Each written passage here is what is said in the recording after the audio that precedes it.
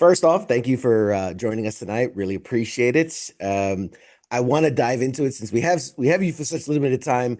You've built a career that's like a love letter to classic martial arts and action cinema. So before we get into Diablo, which we're definitely going to talk about, I just want to rewind the tape a little bit and get to know you a little better. You've been called one of like the last true action stars of our time. So what first drew you to the world of martial arts and cinema? I don't know what the reason was, but for whatever reason, I grew up loving like the action guys, Stallone, Schwarzenegger, Bruce Lee. And then I was a big like when Van Damme came out with Bloodsport, I was 13, very impressionable age, right? And he was like the new guy, the muscles from Brussels. That was a huge impact. After that, I discovered Hong Kong cinema and people like Jackie Chan and all those Donnie Yen.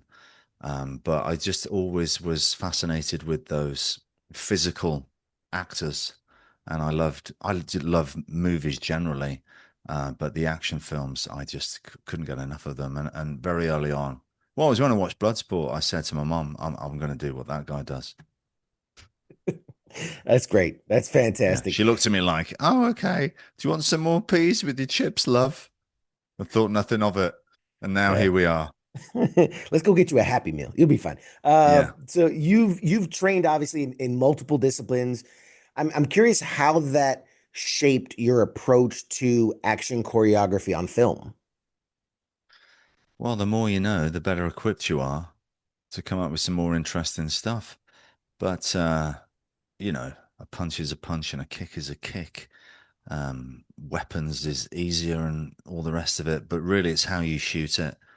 The choreography for me is less important than how it's captured on film, because you could have the most amazing piece of choreography that's ever been invented, but if you film it from a bad angle, it looks like crap.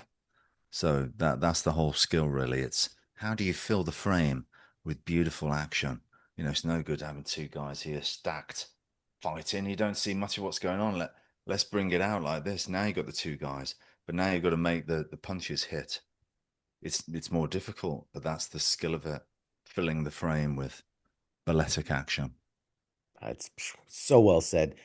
So Diablo specifically, what we're here to talk about, what can fans expect from this movie that kind of sets it apart from, other films or your other characters in movies? Well, I think it's a good story with good characters, very interesting characters, especially with Marco's character. But there's a hell of a lot of action in there, as I always try to deliver on that front. But you strip all the action away, you've still got a compelling story with good characters that you're interested to see how this goes. And we may even pull on your heartstrings a little bit. It's an emotional story, but we've got some kick-ass action in there as well. It's awesome. And speaking of the action, I mean, obviously doing as much as you do in a film, for this one specifically, what was maybe the most challenging stunt or sequence that there was in the film?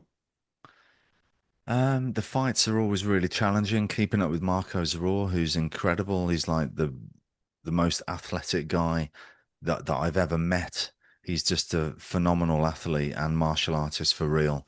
So keeping up with him was hard, and but it was difficult. Like in 2009 when we first worked together, but he hasn't missed a step now. He's still like seems like the same guy from back then. Um, I did some little stunts because in the last week we were filming that, and I thought, well, I'll go on then. I'll smash myself through the window. Why not? So I do it when I can. But to be honest, if that was the first week, I might have been thinking, maybe I don't want to get injured because we've got such a tight shooting schedule that if you when you get injured, you're stuck with the injury then, and you've got to continue. But because a lot of that stuff happened on the final week, I was like, yeah, let's do it. It's like, yeah, screw it. I got time. I'll Yeah, I'll go to the recover hospital after. after this. It's fine. Got You nothing drop me better to off, do. pack it up and Yeah. drop me off. And you kind of touched on this a little bit, but in the modern day of action films, it's like I just always feel like it's way too overly cut. It's very CGI heavy. And a lot of the stuff that obviously you do, it kind of bucks that trend. So I'm assuming for this one and something to get people on board is, do we still have that very authentic action style in Diablo? Yeah, you better believe it. I'm not going to be credited as producer and let them cut it to death. First of all, first rule is don't give them anything to cut. Just shoot what you want sequentially and edit it in your mind. Don't let the editor figure it out unless the editor is your director, Ernesto Diaz Espinosa, and then you're fine because you're working with someone who gets it. Um, but yeah, I try to not give editors anything to cut because I don't want them to mess it up. Yeah. When you watch film, and because obviously to do this kind of work, you also have to be a purveyor of it and watch it and absorb it. What are your pet peeves? What are you looking for in those action movies where you're like, yeah, they screwed that up. You know what? I'm a pretty good customer, to be honest.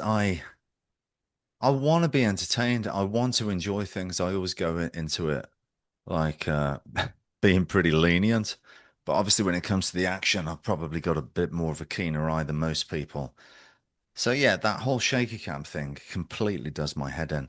And it's not so much shaky cam, it's shaky cam plus quick cutting that doesn't let you understand the geography of the room or the scene or where people are and where they're coming from. It's like we're just cutting it as quick as possible so that you don't really know what's going on. So you get the impression that you're watching a good action sequence, but actually you only heard it. You didn't see anything because it was a mess. So that I hate stuff like that. Um, but I think I'm quite a forgiving audience member, really. I want to be entertained. I go into it positive. Like it. No, that's a good answer. Military guy, so it's always trigger discipline, weapon handling, and Oh like you yeah, said, you that's your want to pet enjoy peeve. Yeah, it. You want to enjoy yeah. it, but it, I it's wonder, it. did you see a movie I did called One Shot at all? I think I've heard of it. I don't think I've actually Check that seen it one though. out because we Okay. had a military advisor on that, and I think we did things pretty much by the book.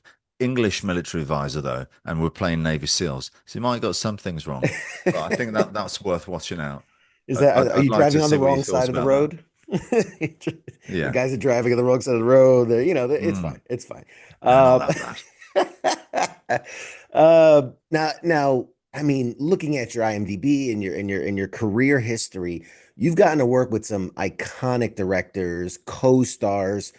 I'm curious, who has pushed you the most creatively, and maybe who was just an absolute blast to be with on set? What director or actor or I would your pick. yeah, well.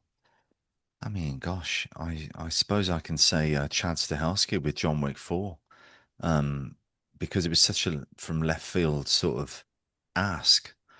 When he phoned me up and he said, "Yeah, I want you to play this guy. He's called Killer, but we're going to put you in a fat suit and you're going to be like a Turkish German and maybe you can be asthmatic and all this."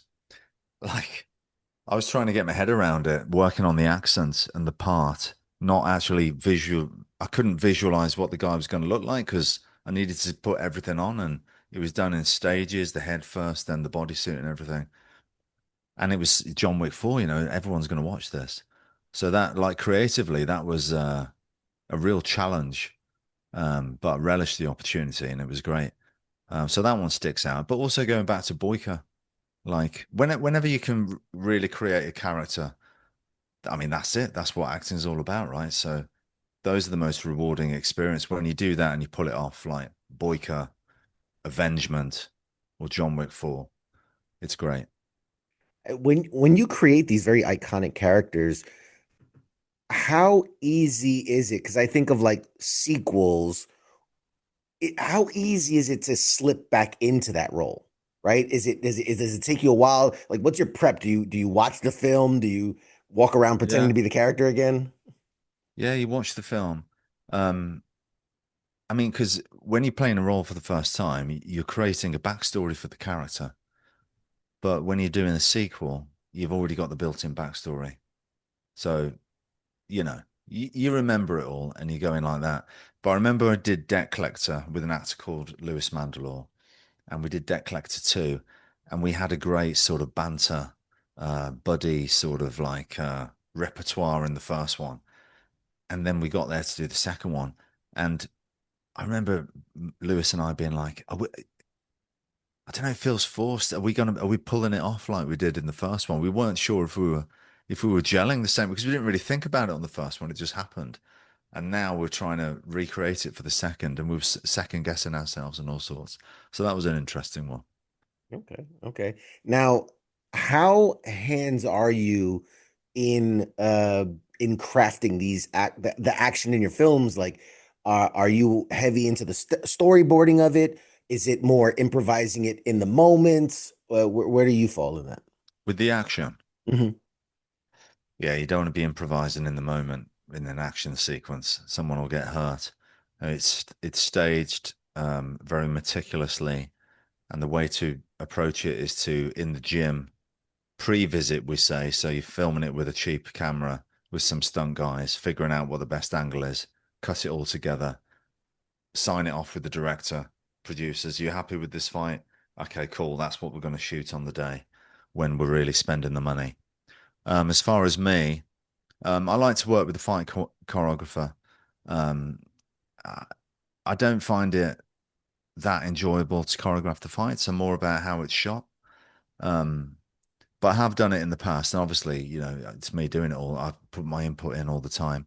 The most choreography I ever did was Accident Man 2, not by choice, but we had a few people fall out. But generally, I like to get someone else in and I put my input in, and it's like writing a script. I've got a few ideas, but I don't want to sit there looking at a blank page. Somebody else do it, and I'll just throw a few ideas in and mess with your work. That's the I way I get it. like to do it. Yeah, you noodle, right? That's the thing. I Yeah, noodle a yeah. bit, you know. Just like to mess about with other people's hard work.